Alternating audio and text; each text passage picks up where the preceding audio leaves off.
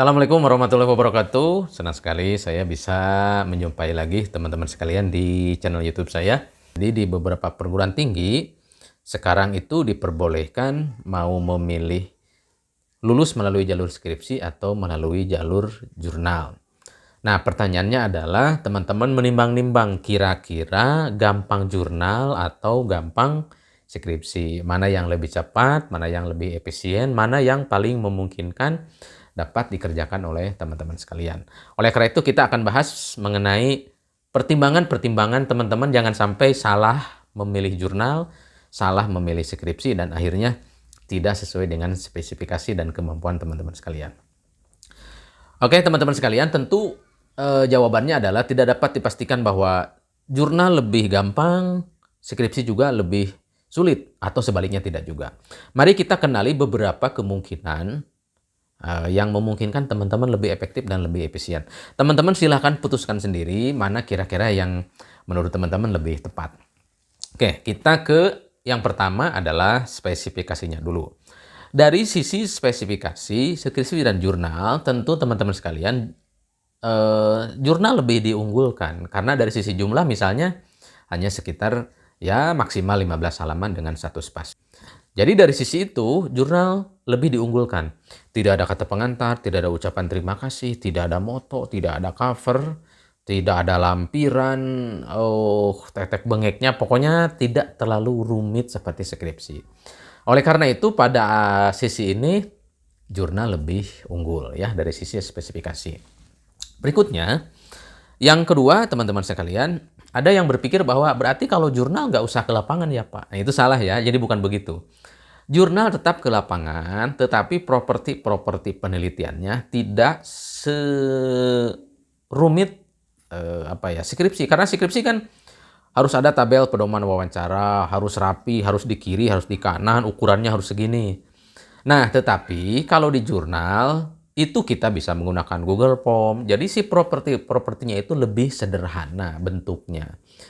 Tapi apakah isinya dan komponennya sama? Tetap sama teman-teman sekalian. Cuma cara penyajiannya, cara pengumpulannya tidak seribet di skripsi. Kalau di skripsi, pedoman wawancaranya harus dilampirkan. Kemudian bukti transkripsinya harus dilampirkan. Foto-foto juga dilampirkan. Memang di jurnal juga ada lampiran, tapi tidak serumit di skripsi. Nah, jadi bukan berarti kalau kita memilih jurnal maka kita tidak perlu ke lapangan. Jadi ke lapangan tetap perlu.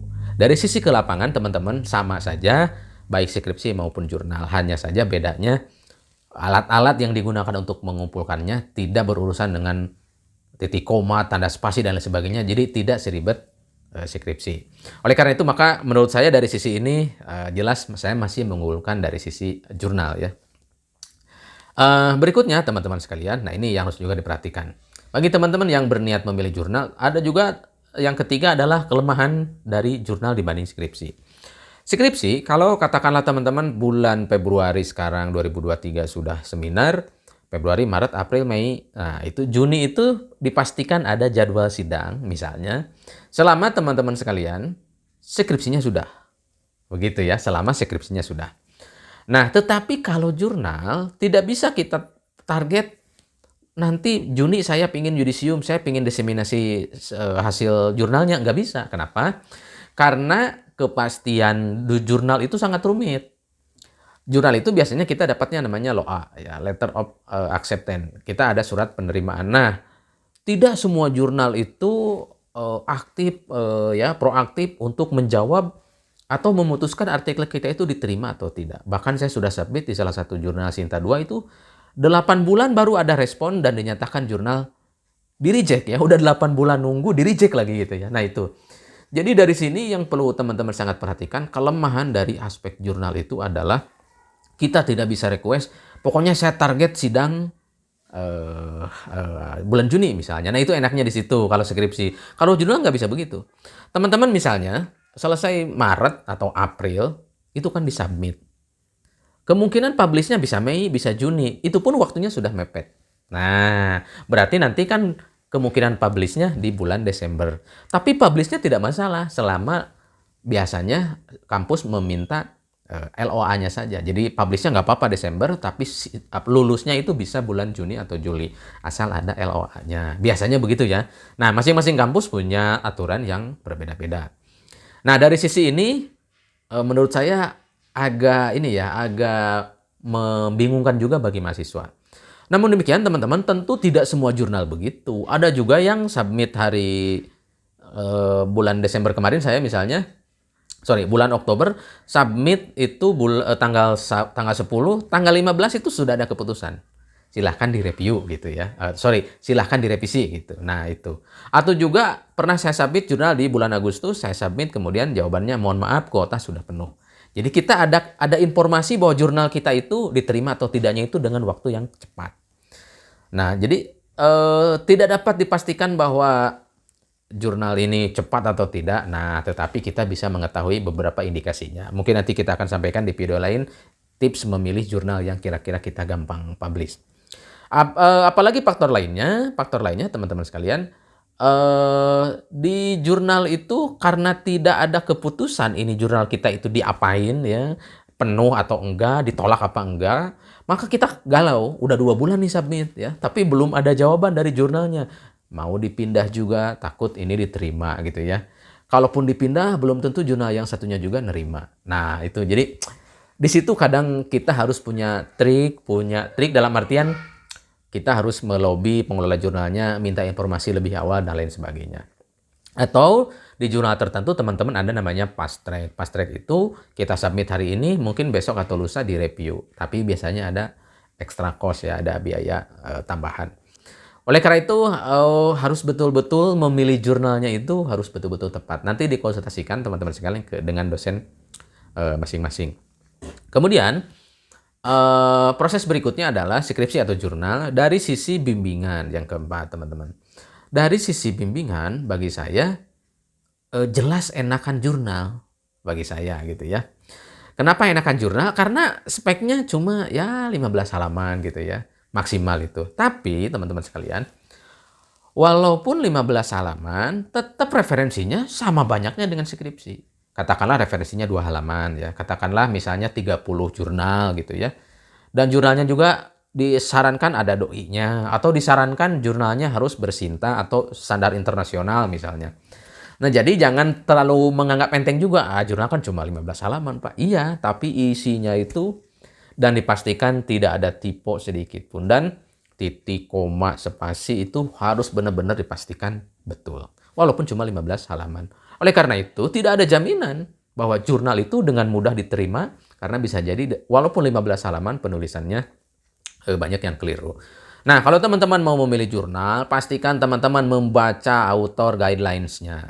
Silahkan dibaca di OJS-nya, author guidelines. Ya, kemudian atau misalnya online submission-nya atau petunjuk submit-nya gimana. Itu persis harus diikuti. Kemudian template-nya juga teman-teman jangan lupa ikuti.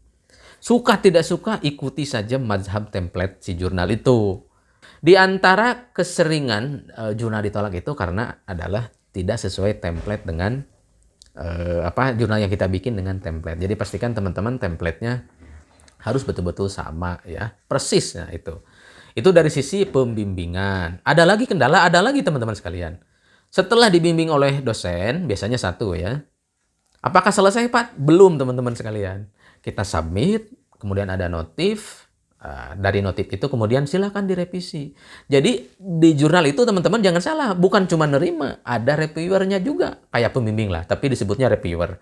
Reviewer itu mengoreksi, oh ini salah, oh ini kurang tepat, oh bla bla bla bla bla. Nah, apakah revisiannya berat Pak? Bagi saya sebetulnya pengalaman ya tidak terlalu berat lah. Tergantung jurnalnya juga gitu. Pilihannya di-reject atau dipaksain masuk. Tapi kadang teman-teman sekalian, kalau misalnya metodologinya salah, tidak sesuai dengan hasil pembahasannya, bisa jadi langsung di-reject walaupun kita penelitian beneran. Oleh karena itu, jurnal walaupun cuma 10 sampai 15 halaman, tapi harus betul-betul perfect isinya. Jadi dari sisi bimbingan 2 kali teman-teman sekalian. Ya, dengan nanti direvisi oleh reviewer. Kemudian kita upload ulang ke OJS-nya. Di situ nunggu lagi apakah revisian kita udah bener atau belum. Saya submit Sinta 2 itu di Januari 2022. Sekarang udah Januari 2023, belum juga publish. Kenapa? Karena masih nomor antrian. Padahal sudah saya revisi. Jadi punya saya pun misalnya kemungkinan terbitnya nanti Oktober. Jadi bahkan dengan antrian yang panjang bisa sampai hampir 2 tahun. Nah, tapi LOA-nya udah dapat. Jadi kalau untuk sidang ya bisa kita gunakan walaupun jurnalnya belum publish. Kemudian dari sisi biaya, teman-teman sekalian, tentu kalau skripsi kan nggak ada biaya ya. Biaya ke lapangan sama aja kan, baik jurnal maupun skripsi, kalau ke lapangan ya biayanya sama-sama aja. Tidak ada perbedaan. Nah, tetapi di jurnal itu ada yang berbayar, ada yang gratis ya. Dan teman-teman juga boleh pakai yang gratis, boleh. Nah, tetapi teman-teman sekalian, yang namanya gratis kadang responnya susah begitu. Jadi saran saya lebih baik teman-teman misalnya minimal aturan dari kampus harus Sinta 3, misalnya harus Sinta 4. Saran saya ke teman-teman lebih baik cari jurnal yang jelas-jelas mencantumkan namanya APC ya. Article Processing Charge ya. Lebih baik yang jelas-jelas nyebutin APC-nya sejuta, APC-nya 500.000, mending itu aja daripada APC free dan lain sebagainya. Karena biasanya yang gratisan itu tidak seaktif proaktif yang berbayar. Tapi lagi-lagi itu macam-macam teman-teman ya. Banyak juga jurnal gratisan tapi gercep gitu ya. Kita submit hari Senin, seminggu kemudian, 2 minggu kemudian udah ada notif. Ini di reject, ini diterima. Jadi ada banyak variabel yang tidak dapat saya jelaskan satu persatu teman-teman mengenai kenapa jurnal saya tidak masuk, bagaimana cara memilih jurnal, kenapa jurnal saya tidak lolos. Itu banyak sekali para faktor-faktornya. Tidak hanya persoalan kualitas dari sisi jurnal. Kemudian untuk biaya berapa Pak? Untuk biaya teman-teman sekalian tidak dapat dipastikan ya, tetapi kita lihat keumuman. Kalau Sinta 5 itu rata-rata di 250 sampai 500. Kalau Sinta 4 itu dari 3,5 sampai 700 ya. Ya segitulah. Kemudian kalau Sinta 3 itu paling murah 7,5 sampai 1,5 juta. Kalau Sinta 2 itu rata-rata sekarang di atas 1 juta. Yang gratis ada Pak? Ada banyak juga yang gratis. Tapi biasanya yang gratis itu responnya kurang bagus lah gitu, atau kurang cepat lah, kurang gercep begitu. Nah, itu barangkali teman-teman sekalian yang harus dipertimbangkan. Terakhir sidang. Untuk sidang beda-beda ya di masing-masing kampus. Ada kampus yang kalau skripsi itu pasti sidang ya seperti biasa. Kalau jurnal gimana Pak sidangnya? Nah, biasanya kalau jurnal itu namanya diseminasi. Jadi hasil penelitiannya dipresentasikan kayak sidang terbuka lah gitu sama teman-temannya. Kemudian dosen nanti menguji dan lain sebagainya. Biasanya betulnya seperti itu. Jadi jangan berpikir bahwa teman-teman kalau sudah ada LOA atau publish jurnalnya terus nggak sidang. Nggak juga teman-teman. Tetap kita biasanya kalau namanya jurnal itu namanya diseminasi. Atau ya presentasi lah di depan teman-temannya. Kesimpulan, kalau teman-teman mau ada kepastian ya, saran saya mending skripsi. Kepastian dalam artian kita ngejar Juni nih. Nah, kita penelitian tapi tentu resikonya jumlah halamannya banyak, penulisannya banyak ragamnya, banyak lampirannya. Tetapi kalau selesai kita dipastikan bulan Juni, Juli misalnya kita bisa sidang sampai bulan Agustus. Kalau jurnal walaupun kita bagus, keputusan diterimanya itu kadang tidak semudah kita menyusun skripsi. Tapi lagi-lagi teman-teman sekalian, saya tidak bermaksud merendahkan kemampuan teman-teman. Teman-teman bagi yang mampu membuat jurnal atau bahkan sudah terbiasa, gak apa-apa submit jurnal aja. Ya, 15 halaman lah katakanlah, sebulan udah selesai itu sama penelitiannya. Kita submit dapat LOA, udah tinggal nunggu diseminasi sesuai jadwal di kampus. Itu mungkin teman-teman yang dapat saya sampaikan. Semoga menambah insight bagi teman-teman. Jangan lupa like dan subscribe bagi Anda yang belum. Assalamualaikum warahmatullahi wabarakatuh.